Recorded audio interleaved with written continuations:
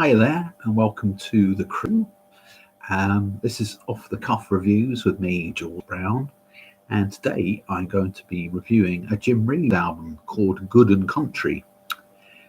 Good and Country originally came out in 1963, which was the year before Jim sadly died in an aeroplane crash. In fact, a year before this, he did another album with a country title, which was called The Countryside of Jim Reeves. That came out in '62. I've got both of them, and maybe these are two of my favourite Jim Reeves albums that I've heard. Although I do have quite a lot of his stuff, mostly purchased either from charity shops or in auctions where I've won a bundle of vinyl, and there have been some Jim Reeves box sets and records in with the other vinyl that I've won. So that's how I purchased most of my cheap. As you well know, if you live in the UK, you can pick up Jim Reeves albums in pretty much any charity shop, and maybe slightly underrated because of this. I think he's underrated. Anyway, as I say, this album came out in '63. I think it was put together as a proper album, as in it's rather than being a collection of songs that let's just shove them all on this album because they all sound country. I think it sounds like it was recorded all together because it's got a flavour and it's got a direction and a feel, and the band was always basically the same kind of musical instruments in there. Jim's great voice, a bass, which sometimes sounds like it could be a double bass. It's quite back there in the mix, so it's hard to tell. An acoustic or electric guitar, never not very loud in the mix. A lap steel or a pedal steel guitar, and a sort of piano, honky tonk kind of piano. And on the occasional song, there's some of those classic sort of Nashville female backing vocalists. So this was recorded at what was called the Nashville RCA Victor's Nashville Sound Studio in '63, as I say.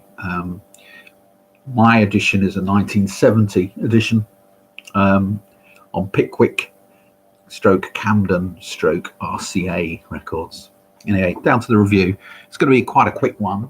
Rattle through this one, not because I'm really stumped for time. It's just that it's quite a formulaic album, and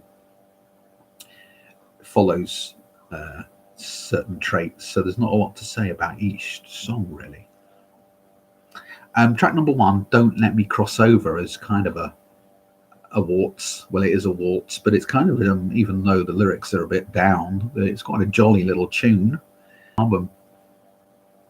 Let's just wait a while internet connection catches back. I hope you didn't miss that. A bit of an internet connection problem. So that's track number 1, a nice little tune. Track number 2, There's a Heartache Following Me. Kind of a traditional country feel, honky tonk piano. Jim's voice is like velvet as usual, even more so on this one. The whole album is kind of, it doesn't have those slightly cheesy strings on it, and even the female backing vocals are quite tempered. They're quite spare and sparse. So it's quite a stripped back feel, the whole album, which is nice. And in this song, There's a Heartache Following Me, there's the pedal steel guitar in there, or lap steel. Nice little number. And that in fact, the pedal steel / lap steel is in every song, I think, in the album. Track number 3, The Talking Walls, similar pace to the previous song. Tinkling piano, shuffling drums. Everything's in there. The aforementioned band, quite easy listening country. It's like a smoothed out, slightly saccharine version of Hank Williams, if you like. Track number 4, Little Old Dime. It's got a bit more swing to it, this one. Pedal steel's prevalent. The bass, if that's not a double bass, it should be. Again, we don't have to bother with any cheesy strings because they're not there. It's sparse production. Guitar's quite low in the mix. Nice enough track. Track number 5, The World You Left Behind. This is a slower ballad. The female Nashville singers' voices in the background, backing vocalists. A lovely little short tune to end side 1. Side 2 begins with I've enjoyed as much of this as I can stand. Some interesting titles. You don't know whether he's having a good time or a bad time. A romantic number with a change of key in it. The Nashville singers are in there. Pedal steel guitar in there. This is got a strange little thing. It's got a guitar solo, and then it's got this what sounds like a vocoder. I'm not sure if they had vocoders in 1963, but it does a similar thing to that George Jones song, which came out maybe, I don't know, in the late 60s or early 70s. Her name is you'll know the one. Where the vocoder, I don't know if it's a vocoder or the pedal steel, kind of almost emulates a voice. Maybe a voice is going through some sort of musical instrument. He only does it for a short time. I had to play it again just to try and work out what it was. Interesting, considering it was 1963 and this is a country record. Track number 2, Lonely Music, kind of country standard. This lonely music keeps reminding me of you. Sings our man Jim. Gentleman Jim, of course, didn't even go through. Didn't mention his nickname, of course. Everybody knows that. Track number 3, Bottle Take Effect. This is a nice song. Just saying about a bottle or a bottle of drink, a bottle of alcohol. Come on, have an effect. Do a good thing for me. You've been doing a bad thing for me for God knows how many years, and you've been wrecking my life. Now it's about time. Bottle of alcohol, you do something good for me. Slower number, ballad to drinking.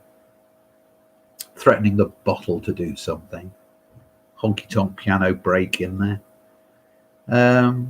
It's a sad song about being in the gutter, basically. Take away these blues and take away these troubles. Nice track. That's track number 3 on side 2. Track number 4 on side 2.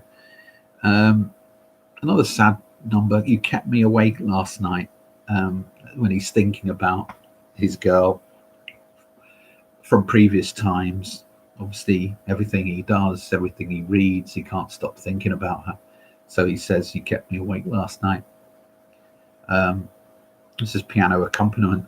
It's the main thing. The piano's kind of the main thing of it, really. Bass and drums and a bit of pedal steels in there. Very sweet song, regretful song, pining for his girl, who once was, I guess. And the last song on the album is called Before I Died. This is a another piano-led track, shuffling drums, pedal steel. At least I lived a little while before I died. Sounds a cheerful album, doesn't it? It's country. And I think you should maybe abandon your Jim Reeves prejudices if you've got any. We haven't all got them. Especially this album. It's quite, as I say, simply produced, sparse, spare, and kept basic. Chet Atkins, I guess. Well, Chet Atkins was the man responsible for encouraging Jim to sing with that beautiful baritone voice in the first place. Um, yeah, a lot to be thankful of. So, as I say, this album, Good and Country, originally released in 1963 by Jim Reeves, I'm going to give an 8 out of 10. It's a really nice listen. And yeah, lovely. Anyway, thanks for listening. I'm Jules Brown. You've been listening to Off the Cuff Reviews. If you'd like to subscribe, push the subscribe button, pass a comment, do what you like. I'm going to be reviewing another album over the next few days, moving on to something similar but slightly different. So please stay tuned, and I hope you've enjoyed it, and have a nice evening wherever you are. Thanks for listening.